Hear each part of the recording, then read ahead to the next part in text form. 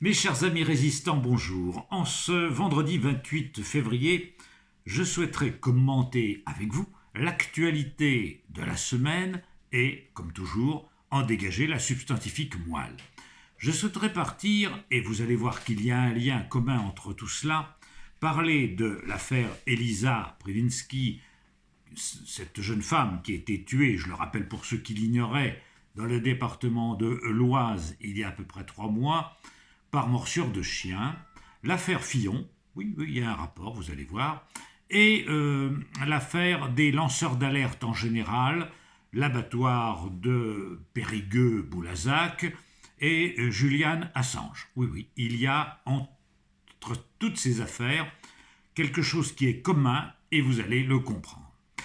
L'affaire Elisa Previnski. Alors là, évidemment, pour ma part, je ne sais pas dans quelles conditions cette jeune femme de 27 ans est morte en forêt, tuée et dévorée par des chiens.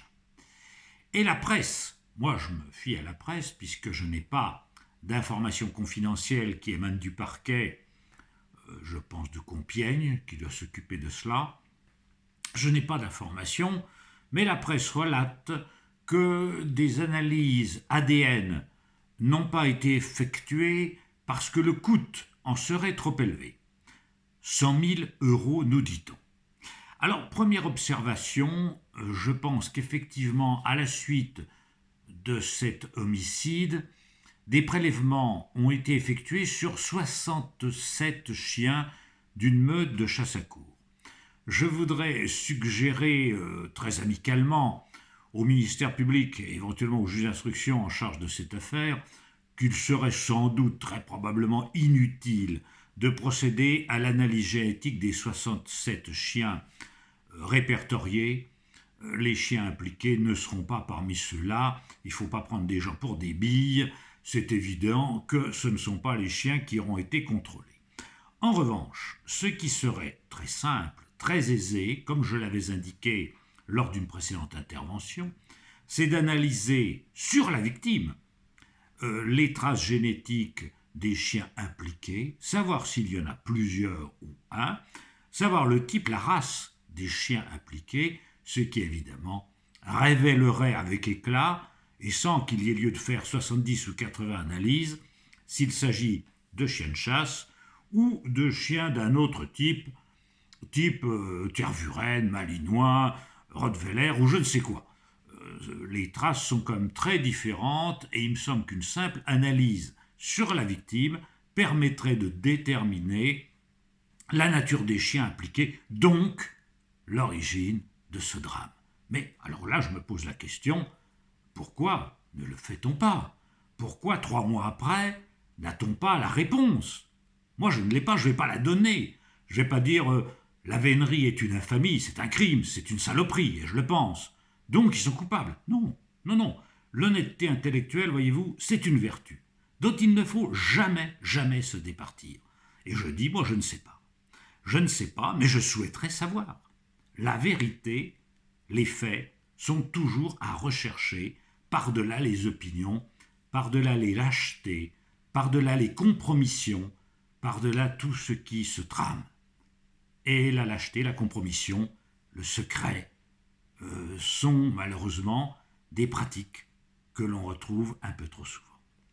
Mais la presse nous indique que ça coûte très cher de faire une analyse génétique des chiens.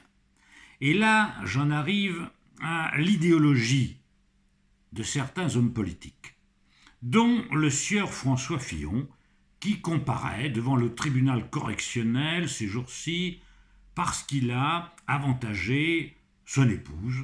Il lui aurait donné, toujours d'après la presse, 1 million d'argent public sur une dizaine d'années en faux emplois, enfin des emplois fictifs. Sa femme et éventuellement ses enfants. Bon, il ne m'appartient pas de me prononcer sur la culpabilité de cet homme. C'est une autre question. Et je vais vous dire quelque part que sur le plan juridique, si c'est une infraction, sur le plan moral, il y a plus grave. Le fait d'aimer sa famille et de vouloir l'avantager, bon, quand c'est d'une manière illégale, c'est répréhensible, mais sur le plan éthique, il y a pire. Et M. Fillon fait pire. D'abord, j'observe que ce personnage est amateur, c'est son droit, de course automobile, ce qui à notre époque, tout de même, les vroom vroom, quand on a 5 ou 6 ans, ça se comprend, on joue avec les petites voitures. Quand on est chef d'État ou qu'on prétend l'être, il faudra avoir un peu plus de maturité et comprendre que ce genre d'activité et la protection de la planète, c'est un peu compatible. Mais en plus, sa prédilection, c'est la chasse. Pas étonnant. Bon, mais ça, encore une fois, c'est sa vie privée, c'est sa vie personnelle, ça le regarde, ça dépeint le personnage. Mais le programme politique, et moi ce qui m'intéressait, l'aspect politique, je ne rentre jamais dans les questions ad hominem, c'est-à-dire que je n'attaque pas les personnes pour ce qu'elles sont individuellement, mais pour ce qu'elles proposent. Et que proposait M. Fillon, qui a employé sa famille, c'est de réduire 500 000 emplois dans la fonction publique. Et ça, c'est sur le plan éthique, sur le plan moral, sur le plan politique, une faute infiniment plus grave. C'est un crime, oui, c'est un crime contre la société, car c'est casser les services publics. Car il n'y a plus d'argent dans nos services publics pour faire les analyses génétiques, pour savoir comment est morte Elisa en forêt de l'Oise. Pourquoi ? Parce qu'on fait des économies. Parce que la secte à laquelle appartient M. Fillon et tous ses copains et toute cette clique veut que sans cesse, pour favoriser les actionnaires, les entrepreneurs, les voltigeurs de pointe dans les champs de mines de notre société, vous savez, les riscophiles, les gens qu'ils aiment, ces gens-là veulent réduire sans cesse l'argent qu'on attribue aux services publics. Alors, la justice n'a plus les moyens de faire des analyses ADN. Imaginez que dans un tribunal survienne, dans le ressort d'un tribunal, un accident industriel type AZF. Vous savez, l'usine qui a explosé à Toulouse le 20 septembre 2001. Et que, dans le même ressort, pas de chance, la même année, une passerelle qui conduit à un bateau en construction s'écroule, alors que des gens passent, ce qui est arrivé à Saint-Nazaire, et qu'il y a des morts. Et que dans le même temps, dans le secteur qui n'a vraiment pas de chance, un maniaque agresse sexuellement et tue des enfants. C'est arrivé aussi. Le juge d'instruction va devoir faire des expertises. Expertise technique sur l'usine qui a explosé, expertise technique sur la passerelle qui s'est écroulée, et expertise génétique pour analyser de nombreuses personnes, rechercher le coupable des meurtres avec viol d'enfants. Eh bien, certains vont s'interroger en disant « Mais vous vous rendez compte, les budgets attribués à la juridiction ne suffiraient pas. Il faut réduire la dépense publique. On ne peut pas financièrement supporter le coût de toutes ces expertises. Alors il faut que vous réduisiez la voilure. Sinon, gare, hiérarchiquement, localement, les responsables vont être pas très appréciés, car on note les responsables hiérarchiques dans tous les secteurs administratifs en fonction des économies qu'ils font. Même chose à l'hôpital. À l'hôpital, va-t-on acheter un nouvel appareil de radiothérapie, performant mais très onéreux, ou construire une chambre à pression négative pour les gens atteints de virus dangereux, ou adopter des traitements de l'hépatite C qui coûtent très cher pour soigner. Il va falloir faire des choix. Le directeur de l'hôpital est prié de faire des économies. Eh bien voilà l'idéologie de M. Fillon. M. Fillon qui aime sa famille et qui l'a favorisée, ce que je lui reproche qu'à moitié, voulait sacrifier l'intérêt général. Parce que l'intérêt général, c'est ça, c'est pas de permettre à quelques affairistes, dont ils sont les uns et les autres d'ailleurs, parce que les hommes politiques, vous savez, quand ils quittent les fonctions politiques, gagnent souvent plus qu'ils auraient gagné s'ils avaient été élus président de la République, parce qu'on les retrouve conseillers dans des fonds de pension ou des organismes consultatifs où ils palpent des sommes fabuleuses. Bon, ces gens-là, vous savez, que font-ils de l'intérêt général ? L'intérêt général, c'est de dépenser de l'argent pour le bien public.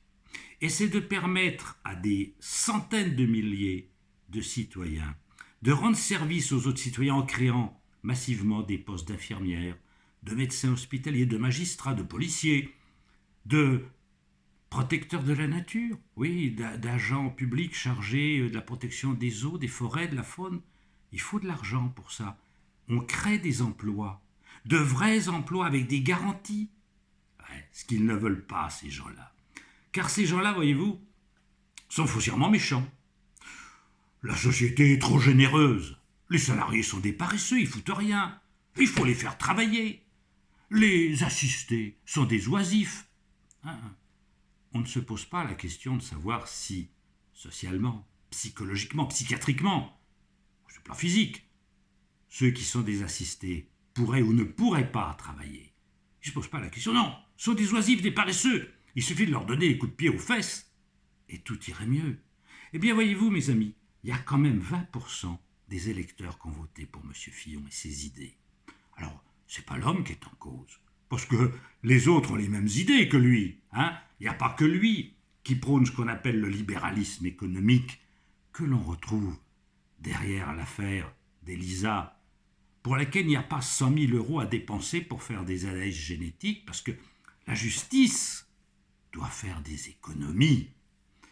Et puis, il y a l'affaire de l'abattoir de Boulazac, Dordogne. Alors de quoi s'agit-il? L'association L214, qui est une association extrêmement active et extrêmement sympathique, je peux d'autant plus en parler et en dire du bien que je n'en suis pas membre. C'est toujours plus facile de plaider pour les autres que pour soi-même. Je ne suis absolument pas adhérent, donc je peux en dire énormément de bien. Cette association a le mérite de diffuser des images, de dire les faits, pas les commentaires, les faits. Hein, c'est très important de dire les faits. Mais les lobbies n'aiment pas qu'on dise les faits, ça les dérange. Eh bien, cette association, une fois de plus, par une vidéo, a montré que les animaux dans cet abattoir étaient tués dans des conditions épouvantables, c'est-à-dire qu'il y a 2 chaînes d'abattage, les veaux, les bœufs voient leurs congénères se faire tuer, les animaux seraient mal immobilisés pour l'étourdissement, quand il y a encore étourdissement, puisque maintenant, pour des raisons obscurantistes, on égorge les animaux sans les étourdir dans nombre de cas. Bien. Et le fait de dénoncer cela irrite énormément les gens pour qui ça commence à nous ennuyer, ces affaires de protection animale. Hein. Bon, l'opinion publique maintenant est sensibilisée à ça.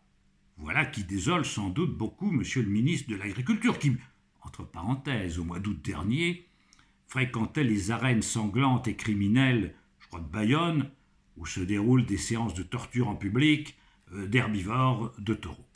Bon, c'est dire le sentiment que ces gens-là ont pour la sensibilité animale. Bon, ça les irrite. Hein. Ils savent bien que c'est vrai. Ils savent bien que le système économique, encore lui, exige qu'on aille vite, parce qu'il faut être rentable. Il faut le profit. On n'a pas le temps. On n'a pas le temps de s'occuper de la sensibilité des bêtes. Il faut que ça ait du rendement. Il faut qu'il y ait de l'abattage. Donc il faut aller vite. Donc il faut élever les animaux dans des conditions épouvantables. On crée des usines à vaches, des usines à porcs, des usines à poules, où des centaines, des milliers d'animaux sont entassés, élevés à toute vitesse, dans de mauvaises conditions, parce que le profit l'exige, toujours le profit. Et là, si vous voulez, L214 fait figure de lanceur d'alerte. Et les lobbies, les pouvoirs en place n'aiment pas les lanceurs d'alerte. Hein. Les lanceurs d'alerte en France, c'est les gens qui dénoncent ce qui se passe dans les abattoirs, où on nous dit qu'il ne faut pas installer de caméras parce que les travailleurs n'aimeraient pas être filmés. Oui, les caissières de supermarchés, les gens qui travaillent dans beaucoup de lieux où on met de la surveillance, dans les transports, tout ça, eux, ça ne les gêne pas qu'on les filme en travaillant. Mais dans les abattoirs, non, il vaut mieux pas. Et si les gens savaient, ce serait mauvais pour le commerce et les affaires. Il faut savoir, la vérité doit toujours être servie. Mais les lobbies n'aiment pas ça.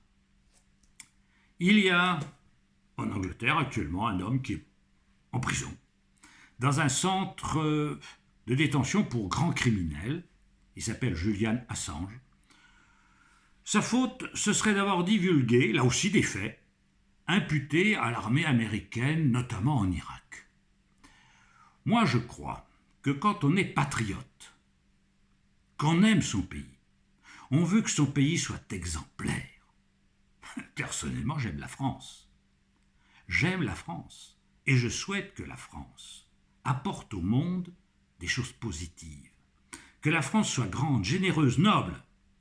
Si mon pays commet des fautes et commet des crimes, le devoir d'un bon Français, d'un patriote, c'est de dénoncer ces crimes. Parce que notre pays, quel qu'il soit, doit être exemplaire. Eh bien, ce qui est vrai pour nous, Français, devrait l'être aussi pour les Américains.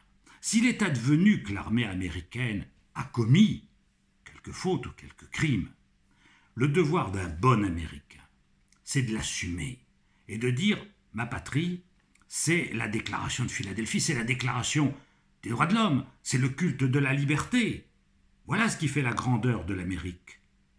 S'il y a des bavures, c'est sa honte. Et sa honte, il faut avoir le courage de l'assumer. C'est ça le patriotisme. Mais pour certains, c'est pas ça. Comme pour ce qui se passe dans les abattoirs, on cache le sang sous le tapis, on cache les crimes, on cache les fautes. Faut pas dire la vérité. Il faut taire pour ne pas démoraliser les gens. Eh bien, mes amis, les faits, voyez-vous, les faits, il faut les servir, toujours. Et je crois que c'est ça une leçon de courage. Les lanceurs d'alerte, quels qu'ils soient, sont des gens courageux, auxquels nous devons rendre hommage, devant lesquels nous devons nous incliner et respecter, parce que, vous savez, ça leur coûte souvent cher. Je crois que c'est un chanteur qui s'appelait Guy Béard qui le chantait. Le premier qui dit la vérité, il faudra l'exécuter. Disons toujours la vérité, essayons toujours d'être vrais, d'être honnêtes intellectuellement. Mais nous sommes encore dans un monde où quand un ministre de l'Agriculture est interrogé sur ce qui se passe dans un abattoir, il arrache le micro des mains des journalistes qui est arrivé l'autre jour au salon de l'agriculture. Quand un bon patriote occidental, parce qu'il aime l'Occident, parce qu'il voudrait que l'Occident soit un phare dans le monde, qui défende la liberté et les droits de l'homme, dénonce quelques bavures, on veut le mettre en prison pour 175 ans. Ça, c'est une honte, voyez. Ça, c'est une honte. Défendons toujours deux valeurs essentielles. La vie, la liberté, la vérité. Mes amis, je tiens à remercier ceux d'entre vous qui participent à la diffusion de mes idées et, si vous le voulez bien, je vous donne rendez-vous la semaine prochaine pour une nouvelle vidéo. Merci entre-temps de diffuser. À bientôt!